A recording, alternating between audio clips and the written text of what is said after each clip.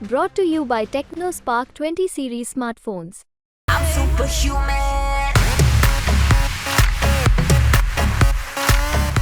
और अंततः कई नेताओं को पकड़ करके चुनाव के बीच में जो जेल में डाला गया है, मैं समझता हूं कि ये दिल्ली के लोगों को अपमानित किया जा रहा है। और आपको मालूम है कि देश भर में बीजेपी जो कर रही है वो ज़्यादा खतरनाक है। रादर देन कांग्रेस के किसी पार्टी के नेता ने इस्तीफा दे दिया, उससे ज़्यादा खतरनाक चीज़ें देश में हो रही है। हमने देखा कि सूरत में क्या हुआ, हमने देखा कि इंदौर में क्या हुआ।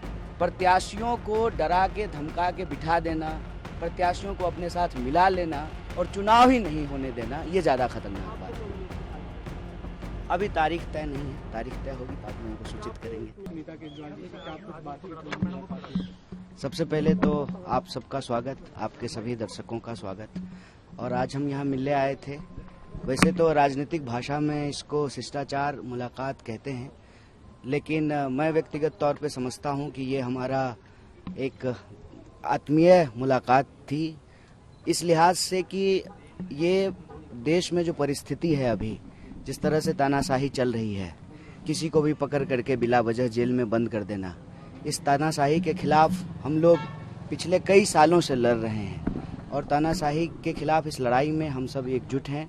तो उनसे हम ये बात कहने के लिए, उनको बताने के लिए कि इस लड़ाई को हम लोग सब मिल करके लड़ेंगे, एकजुट होकर के लड़ेंगे। और देश में संविधान और लोकतंत्र को जिस तरह से समाप्त किया जा रहा है, इसको हम लोग बचाएंगे, संविधान को भी, देश को भी, और इस तानाशाही को खत्म करेंगे। चुनाव को लेकर कोई बातचीत हुई, कैंपेन को लेकर खास तौर पे, क्योंकि वो 4 सीटों पे चुनाव प्रचार कर रही है, क्या आपने डिमांड की कि हमारी सीट पे भी आए? क्योंकि नहीं, 4 सीट पे हम चुनाव नहीं लड़ रहे हैं, हम 543 सीट पे चुनाव लड़ रहे हैं।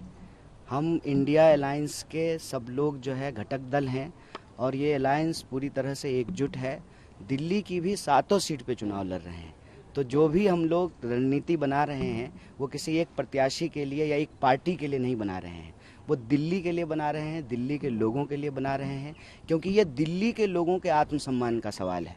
किसी को, एक व्यक्ति को सांसद बनाने का सवाल नहीं है, किसी एक व्यक्ति को प्रधानमंत्री बनाने का सवाल नहीं है, एक पार्टी की सरकार बनाने का सवाल नहीं है।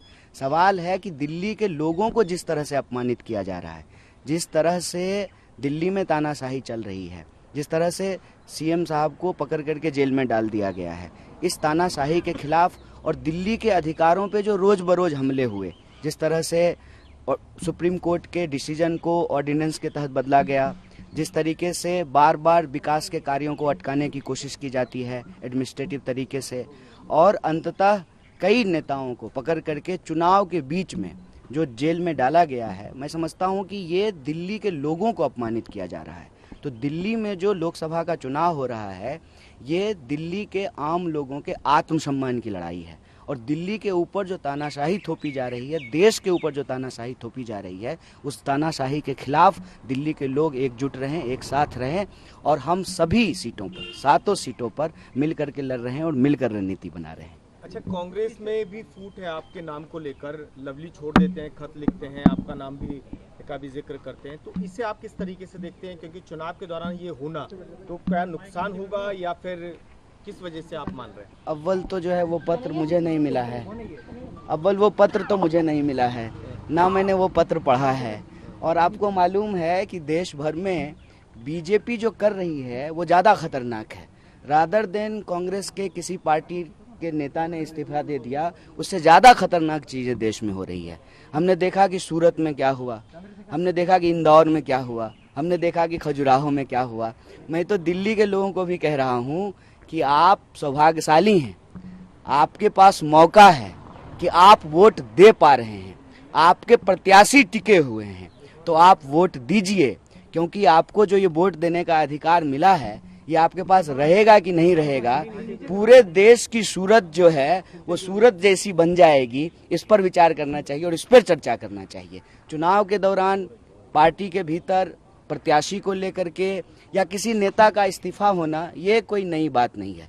नई बात ये है कि प्रत्याशियों को डरा के धमका के बिठा देना, प्रत्याशियों को अपने साथ मिला लेना और चुनाव ही नहीं होने देना, ये ज़्यादा खतरनाक बात है। नॉमिनेशन फाइल कर रहे हैं अपना? अभी तारीख तय नहीं है, तारीख तय होगी तो आप लोगों को क्या सूचित आपने करेंगे। उसमें आमंत्रित किया सुनीता जी को कैंपेन के लिए या वोट मांगने? अभी तारीख ही नहीं तय हुई है और हमने आपको कहा कि जो है ये मुलाकात जो है वो चुनावी नहीं है, वैचारिक है।